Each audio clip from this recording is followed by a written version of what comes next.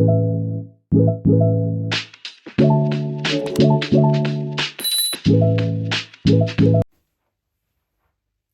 everybody, I'm Megan and this is my channel Skipping Stitches. Thanks for being here today, a very warm welcome to you. I hope you're all keeping well and enjoying the sunshine, our third heat wave in the UK. Can't ask for better really, can we? So yeah, I hope you're all well and yeah, thanks for being here. You might notice today I'm wearing something that I talked about in my previous vlogs. I'm standing up for you to try and give you a better view. However, you can't see the full length, so I will pop a little video up of me wearing this. This is my completed dress. This is the back, and it's a Friday Pattern Company saltwater slip dress made in a viscose linen crab print by Fabric Godmother. Feelings on this dress are mixed, if I'm being honest. First of all, I've got a crab on my boob, which wasn't meant to happen. I think it's okay. It's kind of to the side, so I can live with it. I think the construction of this has floored me a little bit. It's a very simple construction, this dress, but I think it was almost too simple. It felt a little bit like it could have been better. The straps, for example, you have to turn the inside bit up and then sort of stitch it down, which makes it a bit bulky on the back here. And the side slit construction I felt was a little, I don't know. There's a few things I wasn't sure about. The back of the dress is cut in two pieces, and then there's a centre seam, which you may be able to see when I turn around here. And I kind of naively did that because I assumed there was a reason for it. And it did mean I had to chop into my pattern, so I've got half a crab. And with hindsight, I didn't need to do that. I could have just cut it on the fold the same as the front. It doesn't, well, I can't see any reason it needs a centre seam. I can't think it would alter the fit of the dress in any way. Yeah, so next time if I make it again, I will just cut it on the fold. Fit-wise, I'd say it's okay. The pattern does describe this as a loose fit. I wouldn't say this is loose at all. It's actually very close fitting. I did exactly what my measurement said. So bust is 32, so that put me in an extra small for the top, and then I graded out to a small at the hips because I'm more pear-shaped.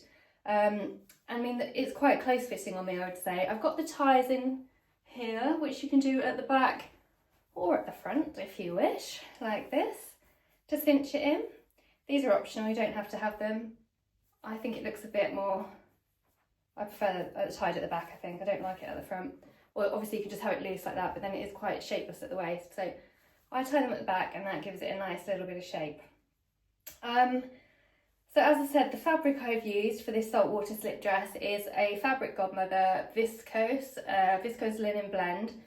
It feels like it's probably got more linen than viscose in it. It's heavier weight than I thought, so it was a bit bulky in sections. It has like bra type straps with sliders, adjustable sliders on here. So you need to be able to feed it through the sliders, and it was a bit tricky at points because it's a little bit too bulky. It's worked, but I think if I made it again, I'd probably go for more of a viscose, something a little bit more slinky and a little bit more flowy. But I think this is a good little holiday dress. I'm quite, you know, I like it. This pattern's been around for ages, and a lot of people wear it with like short sleeved or long sleeve tops under for the autumn and winter. This pattern is very summer, so I don't think it's going to be worn in the winter, but I think I could go into late summer with a little vest top underneath or a short sleeve t-shirt. Thank you to the lady who suggested I look at Beyond the Pink Door for some cotton jerseys. There were some brilliant ones there. However, I hesitated and I went back on yesterday to order some, and the colours I wanted had sold out. So yeah, I'll look back there again in a few weeks to see if they've restocked. I have seen some in So Me Sunshine as well. They've got more stretch in them, I think about 50%. I wanted more like 20 to 30% stretch, but it doesn't matter, 50% will work. And So Me Sunshine have got a birthday sale on at the minute, so I might take advantage of that and just order some from them and make some basic short sleeved or sleeveless tops to wear under this as the weather changes. So yeah, finally done. Let me know what you think. It's fun, isn't it? And it's a good holiday dress. I've made the maxi, and it's got slits down just above the knee, so it's nice to walk in. It's just fun. I think the fabric kind of worked. Yeah, so there.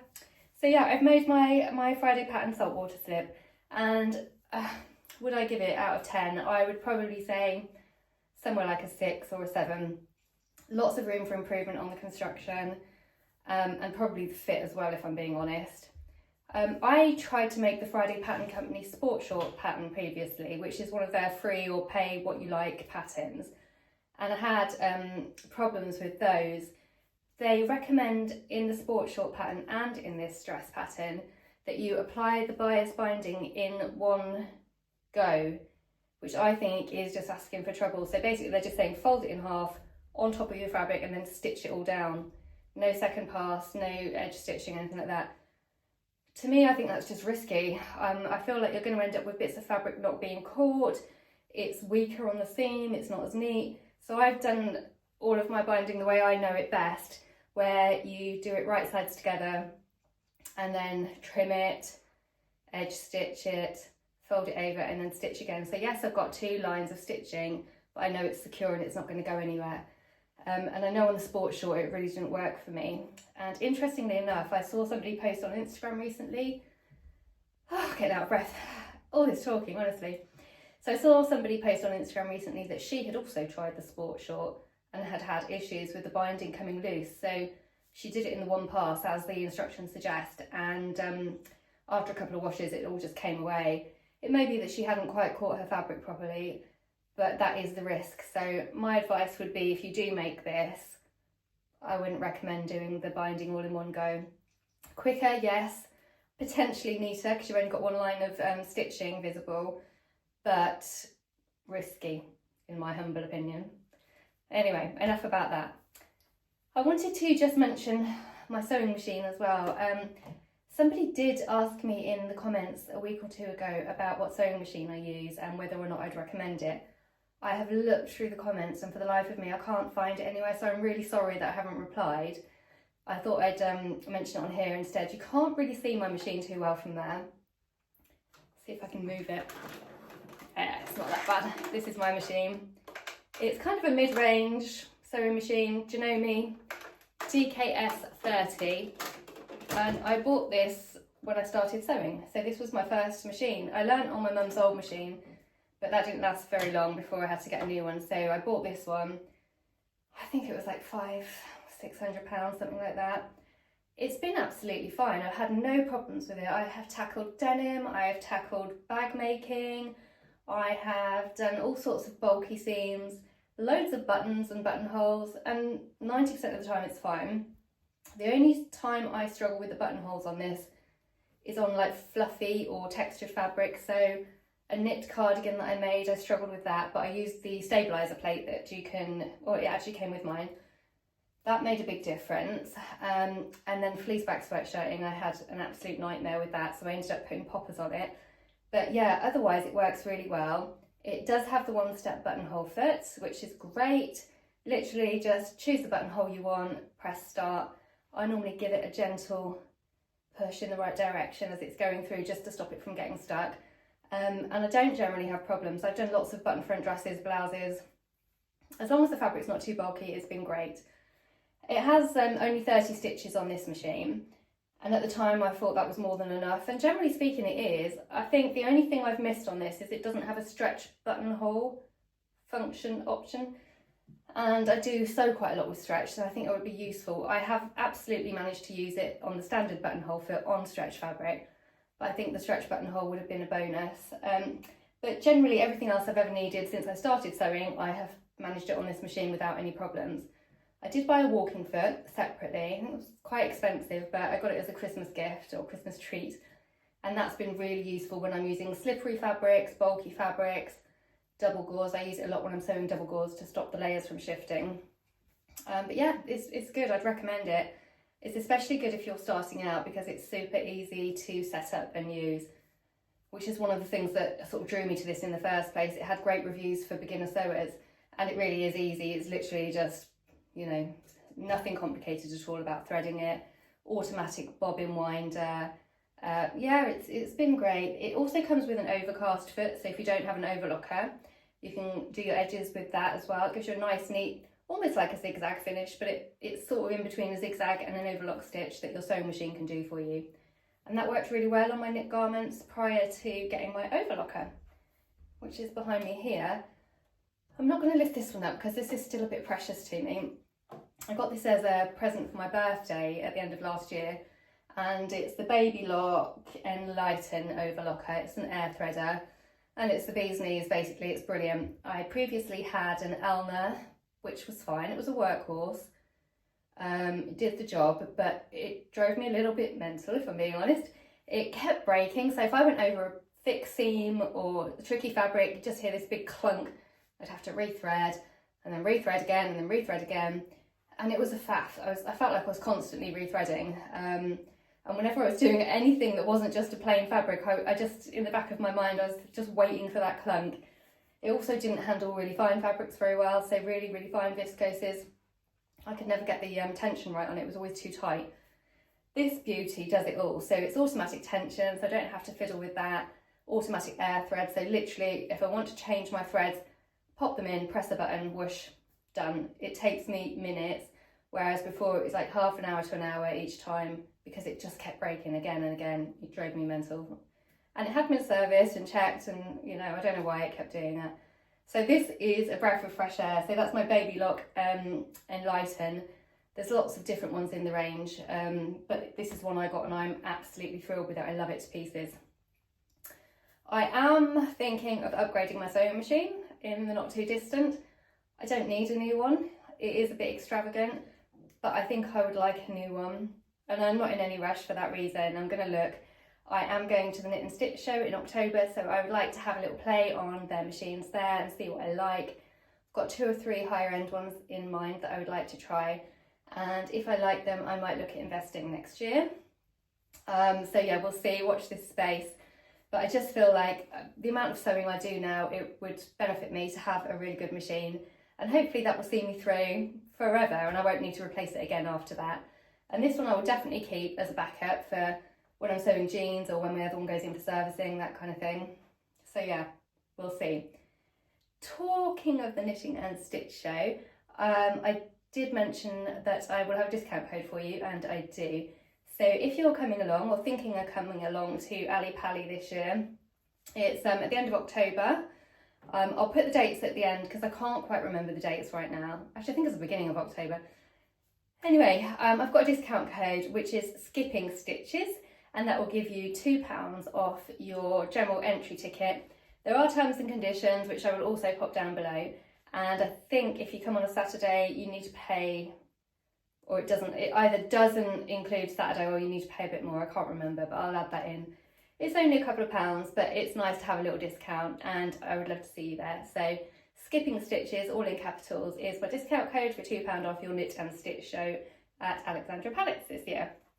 So hopefully I'll see you there and you'll see me testing out the machines. So the next thing I just thought I would quickly talk about today, because I am actually boiling in here, I'm sweating, there's no air conditioning, and I've had to shut the door because I didn't think you'd want the background noise of my neighbours. So I recently posted a short reel on my YouTube and on my Instagram.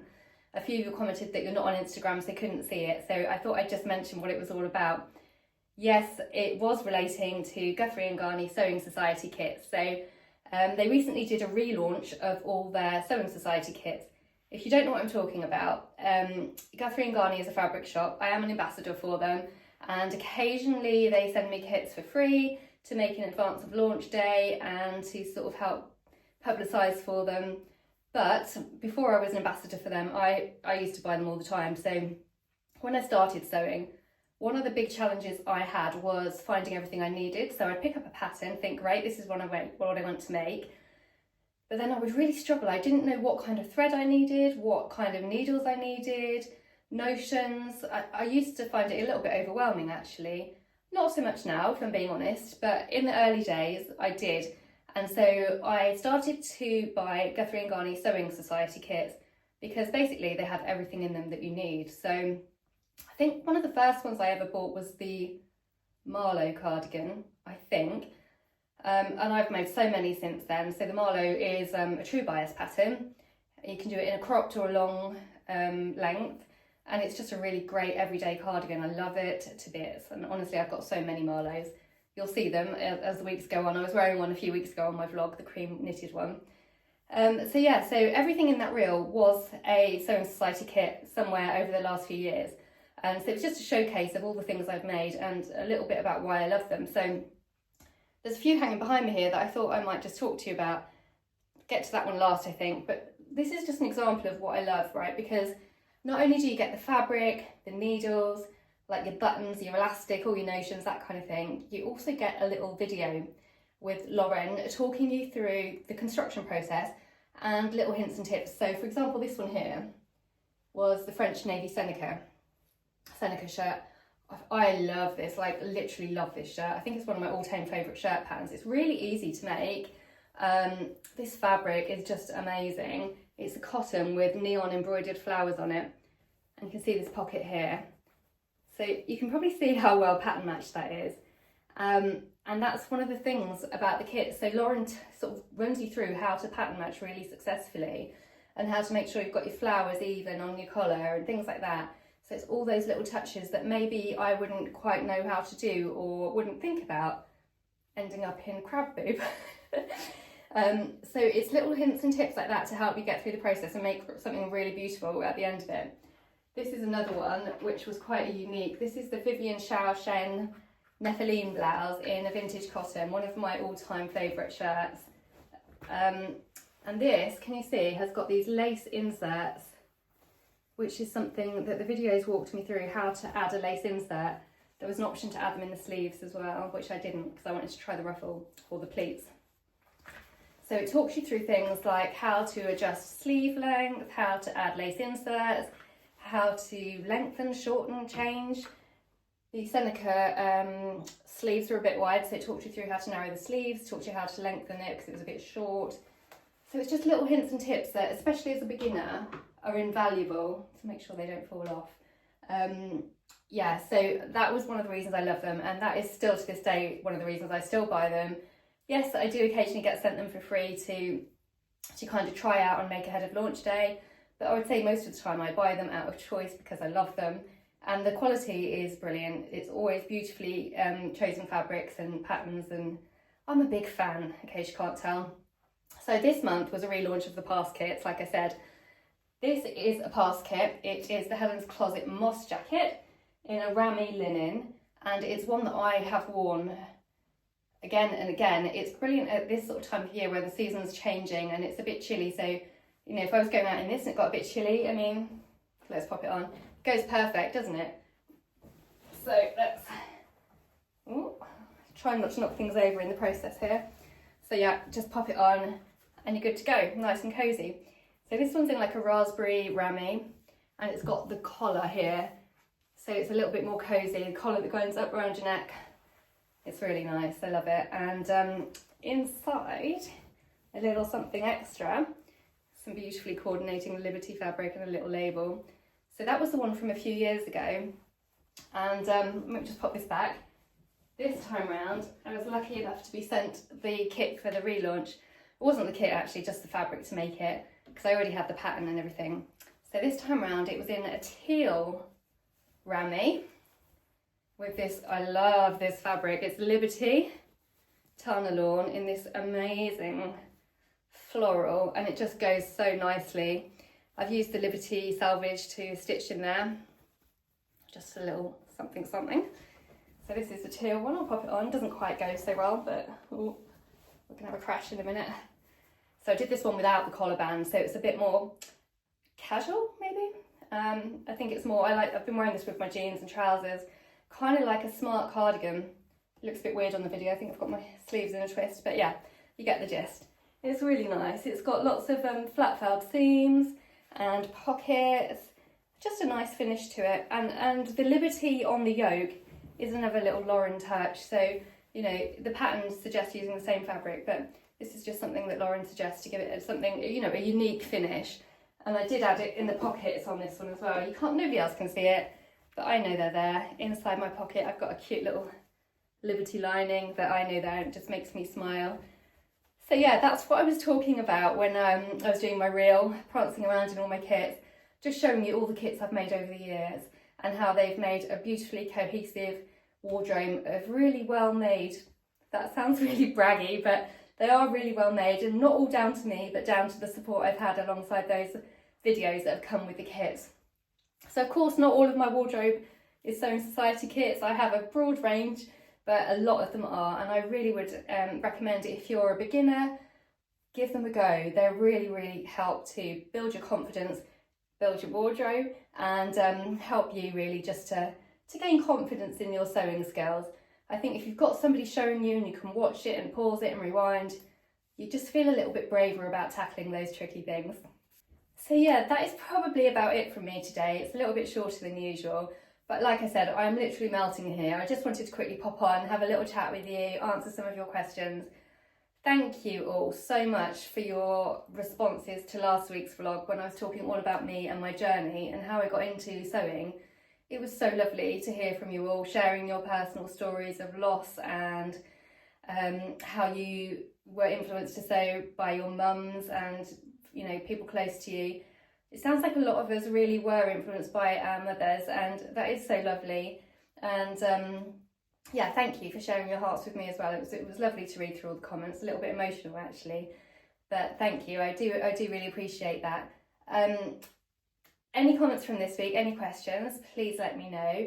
A few of you did message me about things like photographs and cameras and tripods and things to recommend, so thank you for getting in touch about those as well. I have got some exciting news to share soon. I'm not sharing it yet, but I will do when I can.